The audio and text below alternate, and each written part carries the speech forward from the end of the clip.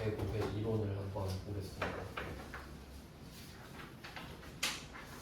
앞에 5문제는 재무회계 문제입니다. 1번은 질적 특성인데 요거는 빈도수가 높게 나오는 건 아닌데 그래도 한 번씩 나오니까 제목 정도는 좀 아시면 좋거든요. 이 회계의 질적 특성은 2개가 있어요. 목적 적합성이랑 신뢰성이 있는데 2번, 3번에 각각 나왔죠.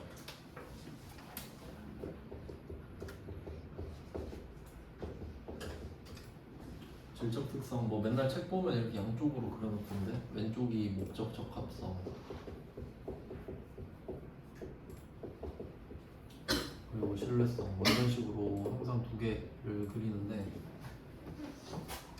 특징은 이렇게 있다고 보시면 되고 그러니까 이게 좀 전제가 어떤 느낌이냐면 둘 중에 하나는 그래도 지켜라 이 정도 느낌이고 둘 다 챙길 수 없다면 뭐 그런 그림이거든요. 그래서 목적 적합성이 지금은 답인데 그 내용을 좀 보면 첫 번째 줄에 사실 답이 다 나왔죠. 회계 정보가 정보 이용자의 의사결정 목적과 관련이 있어야 한다. 그러니까 그 목적에 적합해야 된다라는 소리인데 이 정도는 맞출 수 있을 것 같아요. 지금 설명이 되게 간단해가지고 여기 2번 보시면 될 것 같고 제목 정도는 좀 알아두세요. 그래서 그 목적 적합성의 자세한 설명은 2번째 줄에 나왔는데 이게 그 뭔가를 선택할 때 의사결정을 할 때 이 정보를 보고 하는 거랑 안 보고 하는 거랑 차이가 있다 이 정도 느낌이거든요. 그러니까 정보를 접한 사람이 더 유리해야 되겠죠. 그 정도가 목적 적합성이고 신뢰성은 좀 믿을 수 있어야 된다 이런 느낌이에요. 근데 뭐 자세한 내용은 없으니까 이 정도만 하고 그 다음에 2번 문제는 이런 거는 실제로는 좀 풀면 안 되는 문제긴 한데 그래도 한번 이론을 좀 설명을 드리겠습니다. 뭘 말하는 건지. 이번은 진짜 어려운 문제인데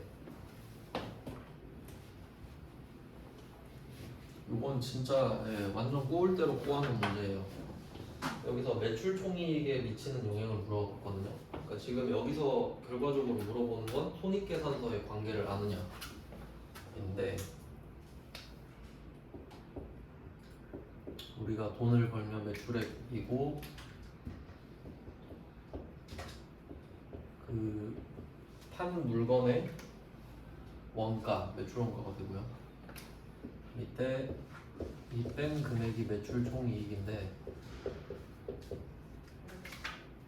여기서 판관비가 들어가고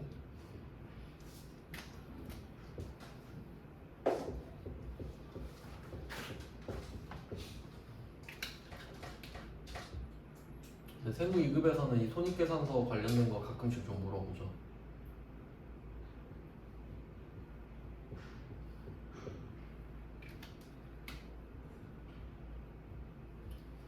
이 문제는 지금 이 정도까지만 알면 되는데 맨 밑에 당기순이익 있고 뭐 이런 내용이죠. 그럼 지금 이 문제에서 물어보는 거는 여기에 어떤 영향을 미치냐거든요. 요걸 물어보는 거예요. 그리고 박스 안에 보니까 감모 이야기라고 하죠. 감모. 감모량 정도는 찾을 수 있어야 돼요. 지금 창고에 가봤는데 950개가 있다. 근데 장부에는 1000개라고 써있다. 이런 내용이잖아요. 그러면 50개가 없죠. 그럼 감모가 50이에요. 그럼 감모량이 50인 걸 알았어요. 근데 이때 정상감모, 비정상감모 이야기하죠.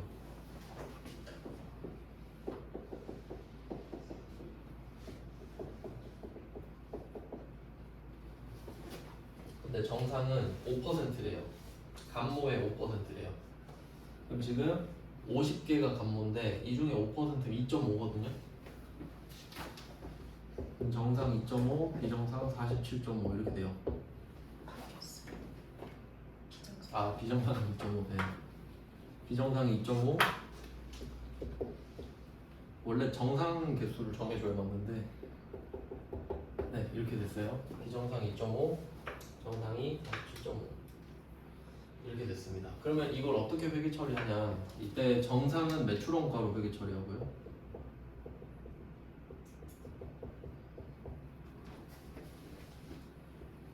근데 참 참고로 그 감모량 정할 때는 원래 5%는 뭐다 이럴 때는 정상 감모량을 정해줘야 돼요. 그러니까 몇 개까지가 정상이고 나머지는 비정상이다 이렇게 가거든요. 문제를 좀 약간 세워야겠네. 그 다음에 비정상 같은 경우는 영업 외 비용으로 처리합니다. 재고자산 감모 손실. 그 붕괴로도 나온 적 있는데 영업 외 비용이라고 할게요. 이렇게 물어보는 겁니다. 그러면 이렇게 결론을 내고 지금 여기서 매출 총이익에 미치는 영향을 물어봤잖아요. 그러면 정상은 매출 원가가 되는 거고 비정상은 밑으로 들어가잖아요. 그럼 비정상은 영향을 미치지 않는다는 거죠. 이거 물어보는 거예요. 이 구조까지 물어보니까 어렵죠 보통. 그러니까 여기까지는 잘 모르니까. 그러면 금액을 한번 구해볼게요. 지금 영향을 미치는 게 정상이니까 그럼 47.5 곱하기 이제 이건 수량이니까 얼마냐라고 하면 원가가 1,500, 시가가 1,700이죠. 그럼 여기도 당연히 원가로 가죠. 시가로 빼면 안 되잖아요. 시가는 팔았을 때고. 여기다가 1,500을 곱합니다.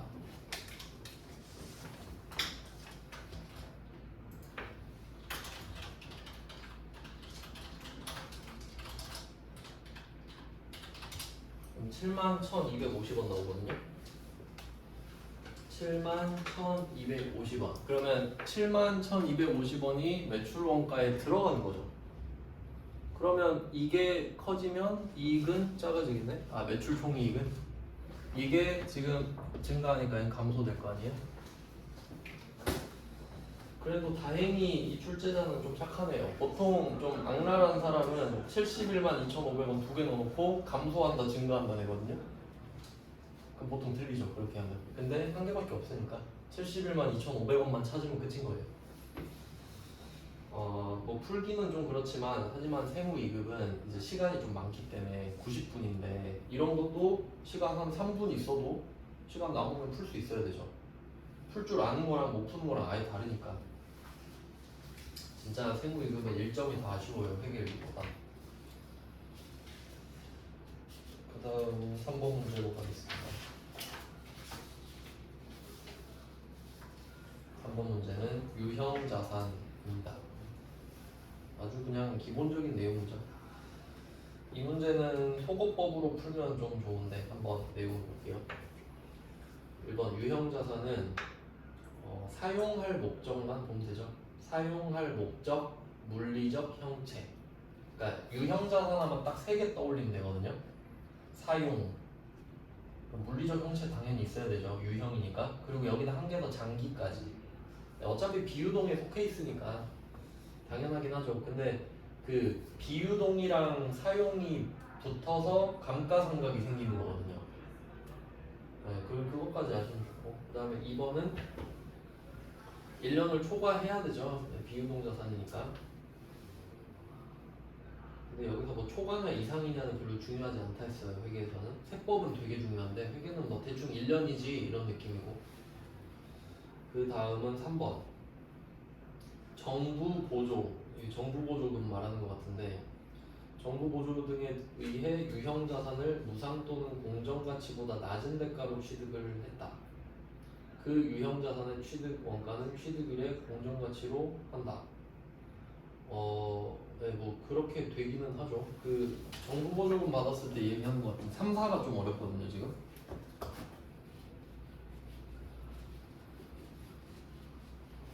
이건 무슨 얘기하는 거냐면 취득원가랑 장부금액이랑 또 장난치는 것 같은데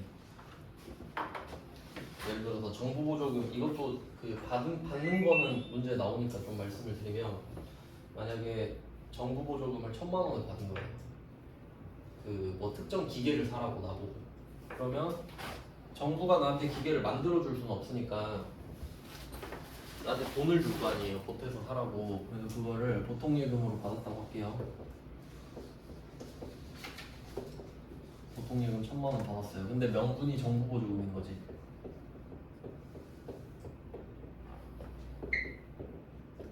뭐 이런 식으로 됐다고 합시다. 그러면 보통 예금 받은 건 안 어렵잖아요. 자산 증가니까. 근데 얘가 특이한 게 뭐냐면 이 정부 보조금은 자산을 감소해요.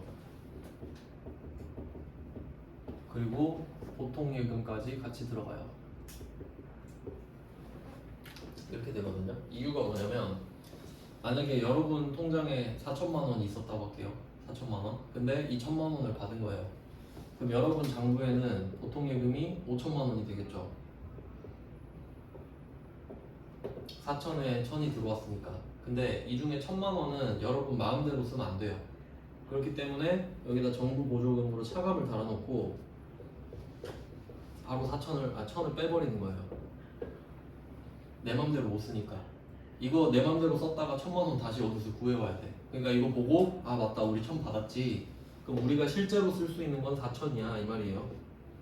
이해되시죠? 내가 자유롭게 쓸 수 있는 건 4천이란 소리야. 그래서 이게 장부 금액이 돼요. 자 이렇게 있다고 할게요. 근데 이 5천만 원으로 기계를 샀다고 합시다.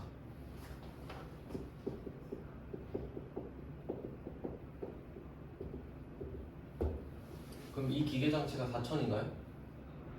5천이잖아요. 여기 써있네. 정부 보조 등에 의해 유형자산을 무상 또는 공정가치보다 낮은 대가로 취득한 경우 그 유형자산의 취득원가는 취득일의 공정가치로 한다. 뭐 이렇게 그 말이 맞나? 아 낮은 가격으로 샀을 때? 이건 그냥 그렇다고 보시면 될 것 같아요. 아 이거랑 상관이 없나? 한 김에 보여드릴게요. 3번은 그냥 별개의 문제라고 보시고 이건 또 따로 보시면 되는데 그럼 여러분이 이 5천만 원으로 기계를 샀어요. 그럼 보통 예금 5천이 나갔잖아요. 이 정도까지는 시험에 낼 수 있거든요. 자 이것까지는 안 어렵죠. 근데 이게 끝이 아닐 거 아니에요. 지금 이 보통 예금 5천에 얘 들어있죠. 이 5천이 이거 포함된 거 아니에요. 그러니까 그 기계 사라고 준 거니까 이 기계는 사도 되는 거야. 그러면 이 정부 보조금이 얘 둘이 세트거든요. 그럼 얘도 나가야 돼요. 얘 둘이 같이 나가야지. 둘이 세트니까. 그러면 이 보통 예금이 나갔으니까 여기에 붙어있던 정부 보조금도 같이 나가요.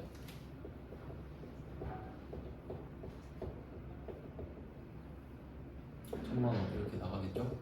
그러면 들어올 때 자산의 감소였는데 얘는 자산의 증가가 돼버리겠죠. 이렇게 되는 겁니다. 이렇게 둘이 세트니까 얘가 나가면 얘도 나가야죠. 이렇게 이 5천에 1000이 포함되어 있으니까 그럼 1000, 1000 이렇게 나갔죠? 그럼 이렇게 하면 차변이 6000, 대변이 또 5000이야. 그럼 이때 이 정부 보조금이 기계장치로 갈아타야 돼요.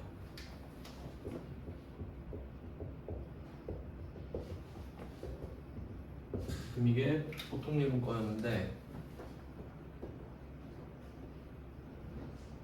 이건 기계장치께 되는 거예요. 또 자산의 감소가 되죠. 그래서 기계장치는 이렇게 세트가 돼요. 또 그러면 이때 장부에 어떻게 들어가냐면 이 보통 예금이 지금 기계로 바뀐 거죠.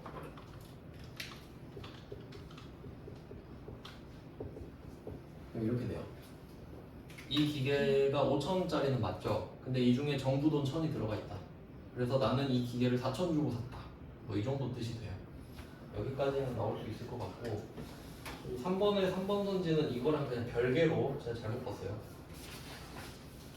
그러니까 얘는 낮은 가격에 샀어도 공정가치로 하래요.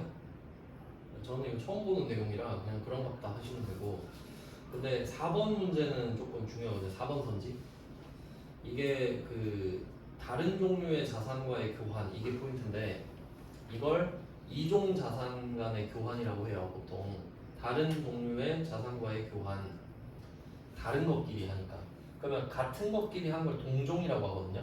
근데 동종은 좀 많이 냈어요. 그걸 정리해 봅시다. 동종은 좀 쉬워서 외우라고는 말씀을 드리는데 이종을 내버리면 이 정도 원래 알긴 알아야 돼요. 되게 좀 어려운 주제인데 교환이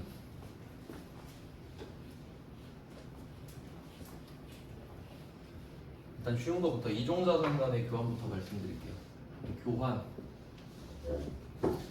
그러니까 그러니까 이 회계에서 교환을 말을 한다면 이 교환은 물물 교환입니다. 그러니까 원래는 우리가 그 거래라고 할 때 물건이랑 돈이랑 교환하는 걸 거래라고 그러죠. 근데 그게 일반적인 거래잖아요. 근데 여러분 물건끼리 거래하는 거 잘 없죠. 그러니까 이 교환은 그 물물 교환을 좀 전제로 한다고 보시면 돼요. 그러니까 다른 것들은 돈과 물건의 교환이고. 그럼 이때 이 동종이랑 이종 이렇게 보시면 되는데, 동종은 내 거 소나타 프롭이랑 니 거 그랜저 깡통이랑 바꾸자 이거거든요. 별로 차이 없죠. 그냥 뭐 타고 다니는 데 지장 없으니까 그게 동종이에요. 그래서 내 거 소나타 프롭이랑 제 거 그랜저 깡통이랑 바꿔요. 근데 사실 뭐 내게 조금 더 비싸다 할게요. 소나타 프롭이. 근데 어차피 차지 않냐. 그래서 거래할 때 처분 손익이 없어요. 서로 처분 손익을 느끼지 않아요. 그냥 장부상으로 바꾸기만 하는 거예요. 그러니까 사실 차이도 없죠. 그냥 차만 바꾸는 거예요. 왜 똑같으니까. 의미가 없잖아요. 그래서 동종 거래를 하면 처분 손익이 없어요. 그러니까 이건 쉽잖아요. 그러니까 그냥 외워도 되지. 동종 자산가에는 처분 손익이 없다더라. 왜냐면 내가 준 거랑 네가 준 거랑 똑같으니까. 그렇게 하기로 했으니까. 그럼 이거는 나오면 맞히는데 이종이 나와버린 거지 지금. 이거는 좀 어려운데 제가 문제를 하나 보여드릴게요. 이게 분계를 내면 아마 세무 1급이나 낼 건데 A랑 B랑 물건을 바꿔보자. 교환할게요. A랑 B랑 교환을 할 건데 이종인 거예요. 이건 달라요. 나는 차고 너는 기계고 뭐 이런 거예요. 그럼 이때 내 차의 프로필을 보니까 차 그래서 뭐 한 3,000에 샀고 감루 2,000 이렇게 해볼게요. 그럼 장부에 1,000 남았죠. 이 상태. 우리 그 장부에는 이렇게 나왔어요. 근데 내가 이거를 팔고 싶어가지고 막 SK 엔카 검색해봤거든요. 근데 시세가 한 1,500배. 그러니까 내가 감가상각을 그냥 잘못해 놓은 거지 그냥. 근데 뭐 상관은 없죠. 시가가 1,500이라고 할게요. 이거 지금 팔면 1,500에 산대 딜러가. 그럼 이렇게 지금 됐어요. 그리고 얘가 기계를 지금 파는데 내가 이걸 갖고 싶거든요. 나는 차가 필요가 없고 난 이걸 팔고 싶고 저 기계가 갖고 싶어. 그래서 가서 딜을 친 거예요. 바꿀래? 그러니까 얘가 그래? 바꾸자 이렇게 한 거예요. 근데 이 기계도 뭐 장부 가격 있고 뭐 있을 거 아니에요. 근데 나는 제 장부 가격을 모르지. 내가 제 장부 금액 어떻게 알아요? 알 필요도 없고 관심도 없어요. 우리는 그러니까 장부 금액은 몰라. 알 필요도 없고 알려줘도 상관없어요. 그럼 얘 거 시가는 있을 거 아니에요. 얘 거 시가가 한 1,200이라고 해볼까? 이렇게 되는 거죠. 그러면 일부러 제가 금액을 안 겹치게 쓴 거 보이시죠? 자, 이 둘이 거래를 할 때 누가 얼마를 이익받냐 이런 문제를 낸다는 거예요. 한번 생각해 볼게요. 자, 그럼 우리가 이 A를 주잖아요 지금. 그럼 얼마를 주는 거냐면 1,000만 원 주는 거예요. 맞아요? 3,000을 샀는데 2,000을 썼다네 내가. 그럼 장부에 1,000 남았잖아요. 그럼 이걸 주면 내 장부에선 1,000이 나가지. 1,000만 원이 나가죠. 그러니까 나가는 건 정해져 있다고요. 이거 처분할 때 항상 그렇게 하잖아요. 근데 문제는 뭐냐면 얼마가 들어갔냐고. 그러니까 이게 왜 문제가 되냐면 여러분이 돈 주고 사잖아요. 그럼 내가 준 돈이 가격이 되죠. 그러니까 내가 이 차를 1,000 주고 사면 1,000이고 1,500 주고 사면 1,500이잖아요. 그럼 그걸 아무도 안 헷갈릴 거 아니에요. 내가 얼마 줬는지가 답이니까. 근데 지금 돈을 안 줬잖아요. 그럼 이 B가 1,000이냐? 이렇게 되는 거지. 그럼 우리는 1,000을 준 거예요 지금. 이게 마이너스가 된다는 소리지. 그럼 지금 1,200짜리를 받은 거잖아요. 근데 답이 1,500이에요. 한번 볼게요. 이 상황을 한번 보고 문제를 한번 읽어봐요. 다른 종류의 자산과의 교환. 자, 취득한 유형 자산의 취득원가. 지금 B를 취득했거든요. 그럼 얘를 얼마로 적을래? 하니까 제공한 자산은 장부가액으로 돼 있는데 이게 아니라 공정가치거든요. 제공한 자산의 공정가치가 포인트예요. 그러니까 지금 장부금액이라고 하면 여기서 장부금액은 1,000만 원이죠. 그럼 한번 생각해봐요. 내가 이 차를 줄 때 우리 장부에서 1,000이 나가거든요. 근데 B가 들어오는데 이걸 1,000으로 하면 처분손익이 없지. 내가 1,000을 주는데 쟤가 1,000이면 처분손익이 없을 거 아니에요. 그럼 무한 반복 아니야? 그러면 이건 동종자산 간의 교환의 설명이죠. 그러니까 장부가액이, 그러니까 내게 장부가액이 나가는데 네 물건 들어오는 게 내 장부가액이랑 똑같으면 처분손익이 없지 절대로. 그 말이에요. 그러니까 처분손익이 없다는 그냥 답을 알려준 거고, 이걸 한번 꼬아서 내면 네가 준 물건은 내가 준 물건의 장부가액이다 하면 같은 말이라고. 네, 이란 뜻이면 어쩔 수 없고. 이때 공정가치로 한다 이렇게 돼 있잖아요. 그러면 내가 1,000짜리 주고 1,500을 받은 거예요. 그러니까 난 500 이익 봤어. 좀 이상한 거래잖아요. 그러니까 이거 본질을 이해하셔야 돼요. 제가 그 차 공짜로 받을 때 그 차 주주가 좀 줬다 이런 문제 있었거든요. 그러면 차를 공짜로 받은, 그러니까 시가 3,000짜리 차를 내가 1,000 주고 샀다고 해볼게요.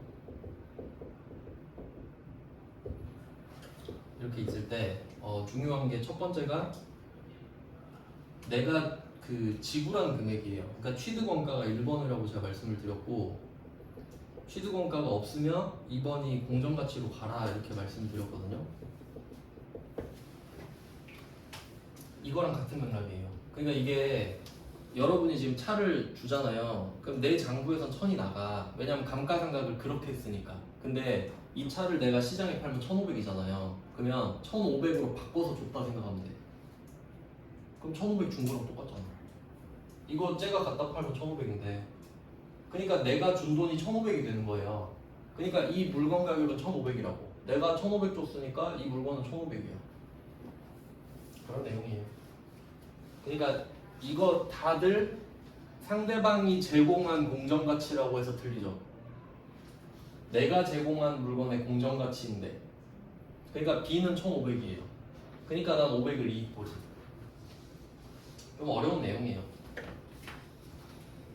그래서 결론은 제공한 공정가치를 외우시면 돼요. B가 얼마예요? 하면 내가 준 거의 공정가치. 왜? 이거 갖다 팔면 1,500이니까 1,500 준 거예요 이렇게 됐잖아요. 그러니까 사실 내가 1,500 준 거랑 똑같죠. 그래서 공정가치입니다. 이거는 괜히 했나? 4번 볼게요. 그러니까 이건 결과만 좀 외워두시면 좋을 것 같아요. 이해하라고 좀 말씀드린 거고. 4번 문제는 수익 인식 조건. 이거는 꽤 나옵니다. 이거 많이 틀릴 것 같은 문제인데, 수익 인식 조건이라고 돼 있잖아요. 그리고 우리는 이게 제품 판매예요. 그러니까 우린 제품 매출이지. 수익 인식의 조건이. 그래서 제품 매출이라는 계정 과목이 생기면 그게 곧 수익 인식이다 이렇게 보시면 되는데, 그럼 언제 제품 매출을 쓰냐를 또 알아야 되겠잖아요. 앞에 재화의 판매라고 돼 있는데 이게 소유권 이전이죠. 수익 인식을 언제 하나요? 하면 소유권 이전될 때라고 보시면 됩니다.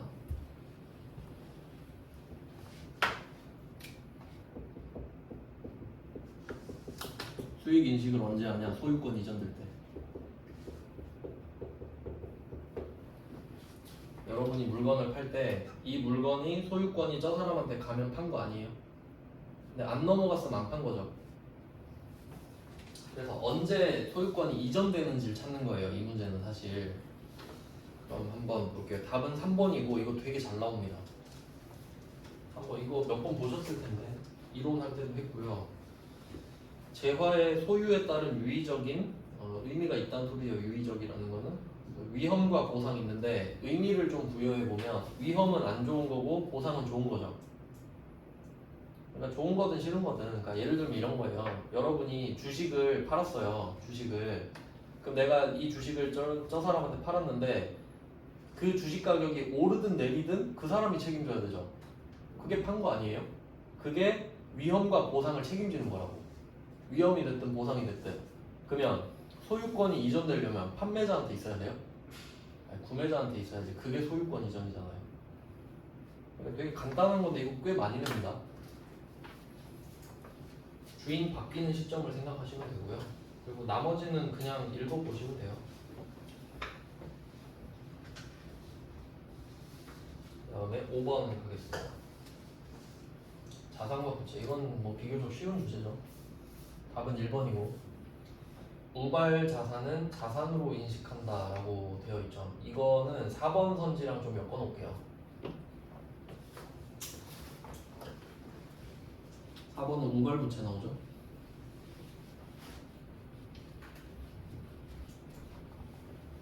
이것도 답이 정해져 있는데, 자산, 우발 자산, 부채, 총량 부채, 우발 부채, 뭐 이렇게 되거든요. 그러니까 내면 이게 세트예요. 자산, 우발 자산, 부채, 충당 부채, 우발 부채, 뭐 이렇게 그냥 세트로 나와요. 항상 이 문제 내면.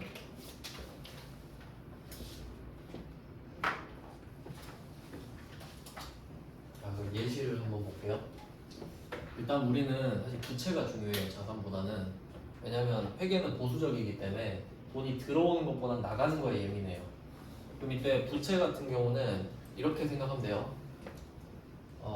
금액이랑 시점이 정해져 있다고 보시면 돼요. 그러니까 언제 얼마가 나가. 그럼 정확하죠? 언제 얼마 나간다. 은행에 돈 빌렸을 때 얼마가 언제 나간다. 그럼 이게 부채예요. 정확하게. 근데 충당 부채는 나간다는 사실밖에 몰라요. 돈이 나가긴 해. 근데 언제 얼마가 나가는지 몰라요. 그럼 그게 말이 되냐? 퇴직급여 충당 부채가 있죠. 직원이 언제 나갈지를 알아야 언제 얼마를 줄지 알지. 근데 모르잖아요. 그러니까 그냥 막연하게 쌓아놓는 거지 계속. 그러니까 얘는 언제 얼마가 나가는지 모르는데 나간다는 사실은 확실하죠. 퇴사는 할 거니까 언젠가. 그래서 그 정도 차이가 있어요. 근데 얘는 재무상태표에 같이 들어가요. 그니까 우리가 같이 배웠죠. 적으니까 배웠죠. 충당부채도 돈이 나가는 건 확실하니까 너도 재무상태표 올려줄게. 좀 약간 급을 높여준 거죠. 근데 이제 우발부채, 우발자산 우리가 배운 적이 없잖아요. 왜? 재무상태표에 없으니까 안 배우는 거예요. 그럼 얘는 주석에 기입을 할 수 있는 건데, 주석은 그냥 글자로 적는 거예요. 저 이 돈 받을 수도 있어요. 그러니까 애매하니까 표에다 적을 수는 없는 거야. 왜? 표에다 적은 거는 받을 수 있는 것만 적거든요. 그러니까 우발자산은 제가 예시도 모르는데 우발부채는 알아요. 이거는 소송 걸린 거야. 누가 나한테 소송 건 거야. 그러니까 소송 걸 수 있잖아요. 그럼 만약에 내가 소송 지면은 상대방 그 변호사 선임비 어느 정도 다시 줘야 되고 그런 게 있으니까 저 만약에 소송 지면 이 돈 나가요 정도로 적어 놓는 거예요. 이길 수도 있잖아. 그럼 약간 이 둘이 약간 상반되는 개념이죠. 그런 소송 생각하면서 소송. 그럼 우발부채는 나갈지 안 나갈지 모르니까 주석에 적어놔요. 어느 정도 나갈 수도 있어요. 이 정도. 그럼 아는 사람만 알겠지. 표에 없으니까. 근데 우발부채는 그렇게 적어놓는데 우발자산은 가능성이 아주 높을 때만 적어요. 뭐 근데 둘 다 비슷할 수 있는데, 그러니까 선지 분석을 해보면 4번에 우발부채 있죠. 우발부채는 부채로 인식하지 않는다. 이 말이 재무상태표에 인식하지 않는단 말이에요. 재무상태표에 네가 월급은 아니지 않니? 이 뜻이에요. 그러니까 주석으로 가라고. 그렇게 돼요. 그러면 1번 우발자산 이거 딱 틀린 거 같죠? 우발자산은 자산으로 인식한다? 그럴 리가 없고요. 절대 없고. 근데 얘 해설에 뭐라고 돼 있냐면 자원의 유입 가능성이 매우 높은 경우에만 기재한다라고 돼 있거든요. 4번이랑 좀 다르지 않아요? 우발부채는 주석으로 기재한다 이렇게 돼 있죠. 네, 우발자산은 매우 높을 때만 적으라고 써 있어요. 그 차이가 뭔지 몰라 나도. 근데 그냥 그렇게 돼 있습니다. 하여튼 재무상태표는 아니라는 거죠. 그럼 답은 나왔는데 근데 저는 이렇게 내보고 싶거든요. 이게 아주 지역적으로 내면은 근데 그렇게 낼 것 같진 않지만 이 두 개가 둘 다 재무제표 안에 들어가거든요. 주석도 재무제표예요. 그러니까 정확히 말하면 주석은 표는 아니죠. 글자를 적은 거니까. 근데 재무제표의 정의에 표 4개의 주석을 포함한다라고 돼 있어요. 그러니까 주석도 재무제표의 기능을 하는 거지. 그럼 만약에 우발자산은 이거 자산으로 인식한다가 재무상태표잖아요. 만약에 재무제표에 기록한다 하면 맞는 말은 되는 거지. 그렇죠? 재무제표 맞잖아요. 주석이니까. 그렇게는 안 되겠죠? 그렇게 하면 진짜 욕 뒤지게 먹을걸요? 네, 이렇게 됐어요. 그 나머지 2번은 부채는 그냥 맞는 말이거든요. 이거 맨날 맞는 말로 나와요. 부채는 과거, 현재, 미래가 있어요. 과거에 내가 질러놓은 거를 현재 부담하고 있고 미래에 갚아야 된다. 부채는 과거, 현재, 미래 3종 세트고 그 다음에 3번 부채는 원칙적으로 1년 저번에도 봤죠? 원칙은 1년이고 예외를 인정해주면 정상 영업기준 맞나? 정상 영업주기인가? 그거 했었어요. 네, 재무 다 갖고 이제 6번이죠. 이제 원가죠, 원가. 원가도 말문제 위주로 공략을 한번 해보겠습니다. 6번 이거 개꿀 문제네요. 이거 답 바로 3번 나와야 되는데 원가의 추적 가능성. 추적 가능성이라고 하면 이렇게 해석하셔야 되죠. 그러니까 내가 돈을 썼는데 얼마 썼는지를 안 봐도 뻔하다가 직접비. 안 봐도 뻔하다. 그래서 제가 예시 들어드렸던 게 그거잖아요. 내가 치킨 이번에 50마리 팔았어요. 그럼 생닭 몇 마리 들어갈게 이거거든요. 그 봐야 알아요? 안 봐도 뻔하죠. 그게 직접비. 그게 직접 재료비잖아요. 그런 게 생닭 직접 재료비. 그리고 뭐 저기 기아자동차에서 소울 10대 만들었다. 그럼 타이어 몇 개 들어갈게? 그럼 40개겠죠. 그게 직접비라고 그런 게. 그게 추적이 가능한 거예요. 근데 봐도 모르겠는 거 있죠. 봐도 모르겠는 거. 그러니까 차 만드는데 막 전기 쓰잖아요. 근데 이 차 만드는데 전기를 몇 킬로와트 썼는지 봐도 모르겠는 거야. 그럼 그건 간접비. 그래서 제조 간접비를 쪼개는 게 원가의 핵심이라고 그랬죠. 봐도 모르니까 그걸 어떻게 나눌까 이거예요. 그래서 3번 추적 가능성 직접비 간접비. 그 정도는 기본이고 그 다음에 2번의 원가 행태 이거 틀리면 안 되죠. 원가 행태하면 그래프잖아요. 이거 변동비 고정비 그거 막 혼합 원가 나오고 하는 거. 그 행태는 변동비 고정비 준변동비 준고정비 이거고요. 그 다음에 1번은 발생 형태 이것도 뭐 그냥 재료비 노무비 제조비 뭐 이 정도. 그 다음에 4번은 의사결정 이거 잘 나오죠. 의사결정은 좀 입체적으로 되어 있는데 그 맨 뒤에 기회원가랑 매몰원가 많이 보셨죠? 그 원가랑 비용은 항상 바꿔서 쓸 수 있어요. 기회비용, 기회원가. 그럼 이때 기회원가는 내가 안 고른 것 중에 제일 비싼 거였죠. 그러니까 지금 선택할 때 의미가 있죠. 그래서 기회원가는 관련 원가기도 해요. 지금 선택에 관련돼 있잖아. 근데 그에 비해 매몰 원가는 이미 물 건너간 거죠. 매몰 원가는 비관련 원가죠. 지금 내가 이거 관련시켜봤자 아무 의미 없죠. 그렇게도 연결이 되고 그 다음에 7번 갑니다. 이것도 되게 쉽게 나왔는데 원가명세서입니다. 500번 이게 다 합쳐져 있을 텐데 답은 2번이거든요. 제조 원가 명세서상 기말 원재료 재고액이란 게 있나 봐요. 그럼 이게 뭔지 생각해 보면 우리 재무상태표에 자산부채 자본 들어가죠. 그리고 재무상태표는 기준이 12월 31일 아닙니까? 그럼 원재료 뭐 상품, 제공품, 제품 다 들어가 있죠. 그러니까 재무상태표에 원재료라고 써 있는 그 계정 과목 있잖아요. 그게 기말 원재료죠, 사실. 재무상태표가 12월 31일이니까. 그러니까 원재료를 하루마다 알려주진 않잖아요. 1월 1일 원재료, 1월 2일 원재료 그러진 않죠. 그러니까 재무상태표에 원재료라고 써 있는 게 곧 12월 31일의 원재료 아니에요? 그러니까 그게 기말 원재료 재고액이랑 같겠지. 그 말이에요. 그냥 상식 물어보는 건데. 그럼 재무상태표에 표시가 돼야겠죠. 안 되면 안 되지. 자산인데. 그러니까 같은 걸 다르게 말하는 거예요. 재무상태표에서는 기말 원재료 재고액을 원재료라고 말하는 거고 원가 명세서에는 굳이 기말 원재료 재고액이라 말한다고요. 똑같은 건데 동네마다 이름이 다른 거예요. 나머지는 읽어보시면 되고 그 다음에 8번 직접 배분법. 요거는 제가 좀 추천을 했던 주제인데 시험 보기 전에 한 번 더 보고 가시면 좋아요. 이게 직접 배분법까지는 괜찮거든요. 직접 배분법 푸는 방법 표가 있는데 보조 부문에 X표를 다 칩니다. 보조 부문에 60kW 100시간 X표를 쳐요. 이거 이 정도 이제 기억을 하시고 그 다음에 설비 부문에 80만 원 적혀 있죠. 전력 부문 40만 원 적혀 있죠. 이 두 개를 제조 부문에 몰빵해 줄 겁니다.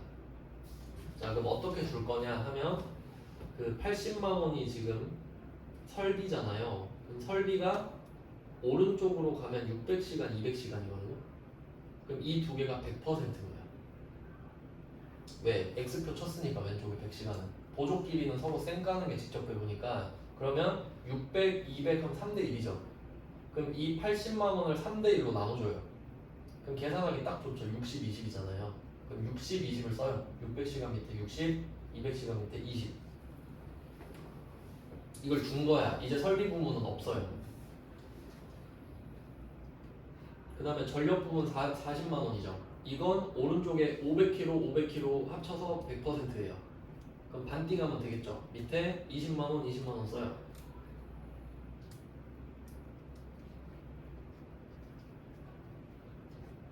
그리고 조립에 써 있는 거 합치세요. 그게 답이에요. 3번이죠. 60은 원래 있었고 60은 원래 있었는데 60 더 받고 20 더 받았죠. 그러니까 총 140이 된 거예요. 그냥 원래는 60밖에 안 썼어. 근데 그냥 몰빵 해줬으니까. 그래서 원가는 핵심이 뭐냐면 총액은 항상 같아요. 총액이 다르면 안 돼요. 이미 쓴 돈은 정해져 있기 때문에. 이 정도는 고려를 해보시고요. 다음 9번 문제는 이런 건 버리시는 게 좋을 것 같고 답은 1번인데 별로 권하진 않습니다. 그 다음에 10번 이거는 보너스 문제죠. 10번 꼭 푸셔야 된다 이거.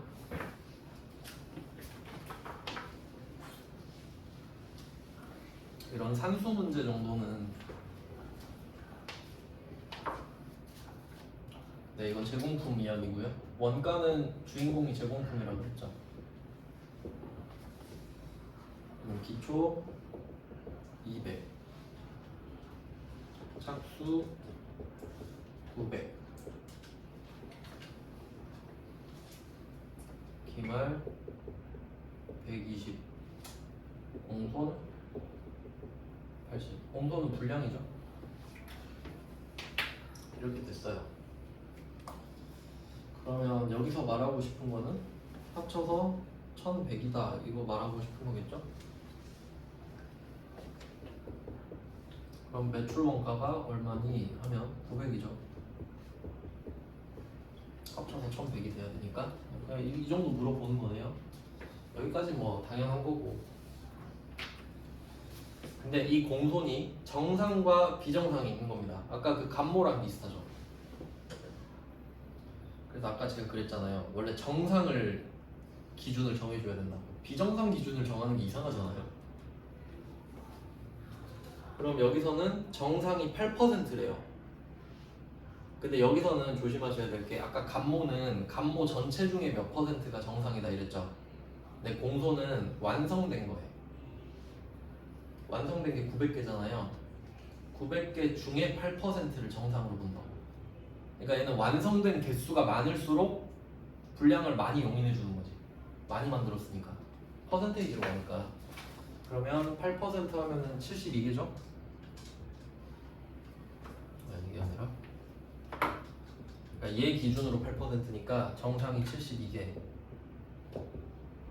비정상은 8개죠. 근데 또 나쁜 놈들은 여기다 8이랑 70이 같이 넣어놨겠죠. 근데 그럴 리 없잖아. 72가 없으니까 이거 틀리면 안 되지. 4번이잖아요. 8개. 이건 보너스예요. 공속 나오면 진짜 걔 보너스 문제. 이제 부가가치세네요. 세법이 5개가 나오는데 제 생각에는 소득세는 좀 버리고 부가세 공략하시는 게 훨씬 낫습니다. 그러니까 세법은 한 3개 맞히자 생각하시고. 자, 11번 이거 맞춰야 된다. 간이과세자. 자, 간이과세자 한번 볼게요. 답은 2번입니다. 간이과세자는 의제매입세 공제를 받을 수 없다고. 의제매입세액은 매입세액을 만들어주는 거였죠. 국세청 입장에서. 근데 이게 혜택이잖아요. 근데 이거 4번이랑 연결해 놓을게요. 2번이랑 4번을 연결해 놓으세요. 자, 4번 한번 보시면 간이과세자도 영세율을 적용받을 수 있다. 이거 맞아요. 이거 제가 뭐 알려드린 적은 없는데 간이과세자도 과세사업자 아닙니까? 그러니까 영세율 적용받을 수 있죠. 당연히 수출할 수도 있잖아요. 근데 공제세액이 납부세액을 초과한다. 이 말은 그 매입세액이 매출세액을 초과한다 이 말이에요. 매입세액이 매출세액을 초과할 수 있죠. 수출하는 사람들은. 왜? 매출세액이 빵원이니까. 근데 안 돌려주겠대. 왜? 이미 꿀 빨고 있으니까. 그러니까 간이과세자는 세금을 납부할 때는 막 천사의 미소를 지으면서 아니야 조금만 내, 아니야 내지 마 이러다가 돌려달라고 그러면 야 그건 선 넘지 않냐? 이렇게 돼요. 아, 내가 솔직히 세금 안 받는데 달라고 한 건 아니지 않아? 갑자기 태도가 돌변한다고. 그러니까 간이과세자한테 발작 버튼이 환급인 거지. 의제매입세액도 없는 거를 달라고 하는 거잖아요 사실. 그러니까 그것도 좀 선 넘지 마라 이거예요. 그러니까 2번과 4번은 방향이 같다고 보시면 될 것 같아요. 그리고 나머지는 1번 법인은 간이과세자 절대 될 수 없죠. 그리고 3번 맨날 제가 공급대가 4,800 이러죠. 공급대가 4,800. 공급가액이 아니라. 네, 이렇게 해서 간이과세자 정도는 맞춰주시고, 그 다음에 12번 공급 시기. 이것도 나오는 게 정해져 있거든요. 한번 좀 기억을 해볼게요. 공급 시기면 언제 분개를 할래 이거예요. 그러니까 언제 부가세를 내야 되니 이 말이 곧 언제 분개할래 이거랑 같은 말이죠.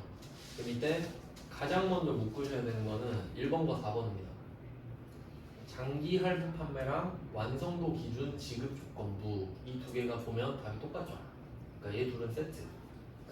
근데 차이가 뭐냐면 장기 할부는 1년 이상 2회 이상이거든요. 그러니까 장기가 되려면 1년은 돼야 되고 할부가 되려면 2번 이상 쪼개야 되잖아요.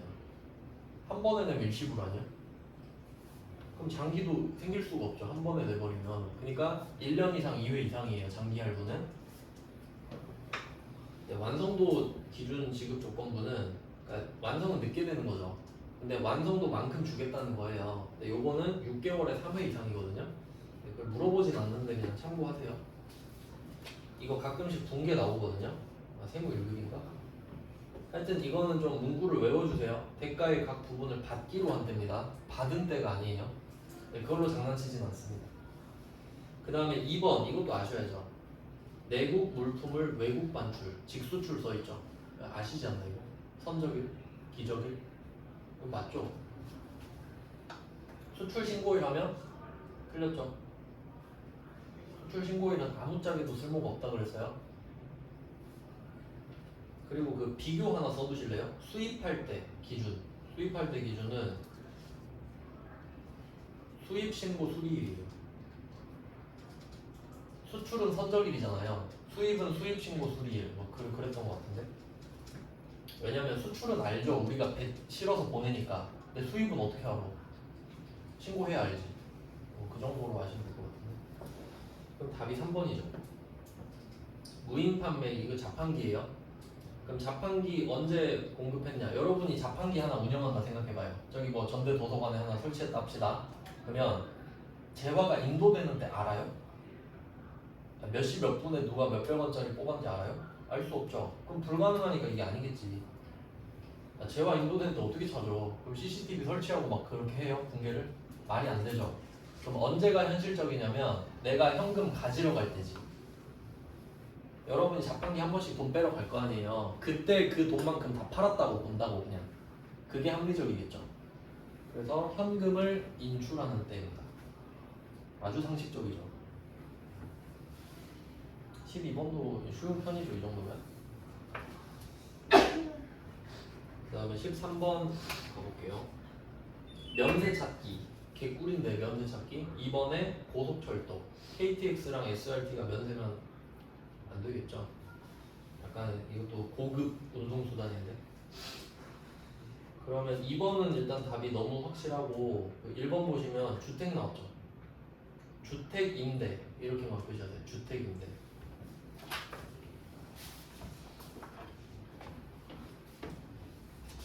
아, 이것도 시험은 좀 잘 나오는데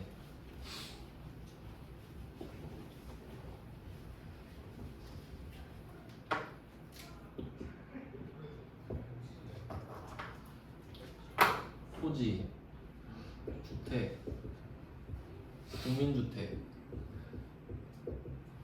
규모 주택 이렇게 세 개가 있다고 할게요. 토지, 주택, 국민주택, 규모 주택. 이게 85제곱미터 이하인데 연면적. 자, 이 세 개가 어떻게 되는지 볼게요. 이거 좀 잘 내거든요. 공급이랑 임대 이렇게 볼게요. 공급은 파는 거예요. 그다음에 토지 공급 면세인 거 아시죠?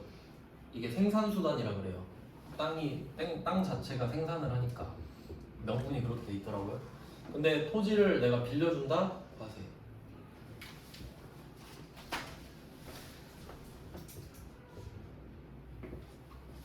이게 좀 특이해요. 반대죠, 반대. 그럼 이건 그렇다 치고, 그러니까 토지 임대는 본 적 없으시잖아요. 근데 말 문제로 낼 수 있지. 그 다음에 주택은 공급은 과세겠죠. 왜? 돈 많으면 집을 사면 되잖아요. 근데 집이 없으니까 집을 빌려 쓰는 거 아니에요? 그러니까 주택 임대는 면세를 해주자. 이렇게 가야겠죠.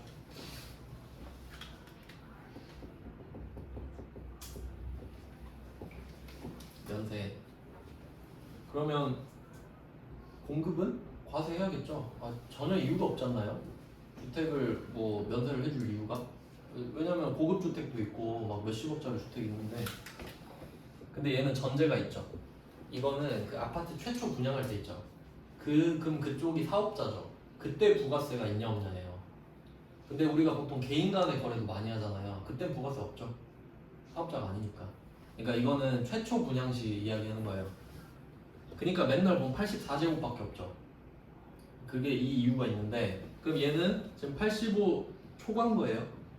그럼 이제 국민주택 규모로 내려오는데, 그럼 85제곱미터 이하를 국민주택 규모라고 하거든요. 그럼 그 규모의 주택인 거예요. 그러니까 우리 실평수 33평 생각하면 돼요. 그럼 그것까지는 공급도 면세거든요. 그러니까 84제곱이라고 맨날 그게 제일 잘 팔리죠. 그럼 그게 만약에 분양가 여기서 한 4억 해버리죠, 이런 것도. 그럼 부가세만 4천이야. 그럼 84제곱으로 빼면 부가세가 없잖아요. 그럼 더 잘 팔리겠지. 이런 게 다 이유가 있다고. 84인 이유. 얘는 어때요? 당연히 면세지. 얘도 주택인데. 네, 이 정도는 좀 알고 계시면 좋을 것 같아요. 그러니까 이 표를 알고 있다면 여기서 찾을 수 있는 거죠. 지금 주택 임대가 나왔으니까. 그리고 그 부수 토지라고 하는 거는 그 주택만 살 수는 없잖아. 그 앞마당 조금 있고 그런 느낌 있죠. 그 면적의 5배인가 그럴 거예요, 도시는. 그러니까 집이 뭐 30평이면은 한 마당까지 150평 뭐 이런 식으로 쳐주는 게 있어요. 그게 부수 토지인데 당연하겠죠. 되겠죠. 그 정도는. 그리고 4번의 금융보험. 이게 금융업이 면세인 것도 아셔야 되죠. 금융업은 돈놀이잖아요. 돈을 빌려주고 돌려받는 거. 그럼 그거에 부가세 붙이면 안 되지. 돈인데. 그 면세고, 연탄은 최저죠, 최저. 보일러 살 돈이 없으니까 연탄은 면세. 그 다음에 14번까지만 보고 얼른. 15번은 어차피 안 할 거거든요. 14번은 답 1번 바로 끝납니다. 소득세법상 인적공제. 이건 아시잖아요. 이거 그 소득 요건 아시죠? 1번 보시면 기본 공제 대상 판정에 있어서 소득 금액은 종, 퇴, 양을 합쳐라. 아주 좋은 말이죠. 근데 그 합쳐서 얼마? 100만 원 이하까지 나오면 완벽하죠. 소득 금액 3개 합쳐서 그러니까 총 8개의 소득 금액을 합쳐서 100만 원 이하가 되면 통과 이 말이죠. 밑에 3개는 없는 말이에요. 다 거짓말이고. 그 다음에 15번은 4번 답 체크하시고 15번은 뭐 찍어서 맞힐 수 있으면 하시고 이 정도 보면 될 것 같아요. 여기 쉬다가 이따 104회 보겠습니다.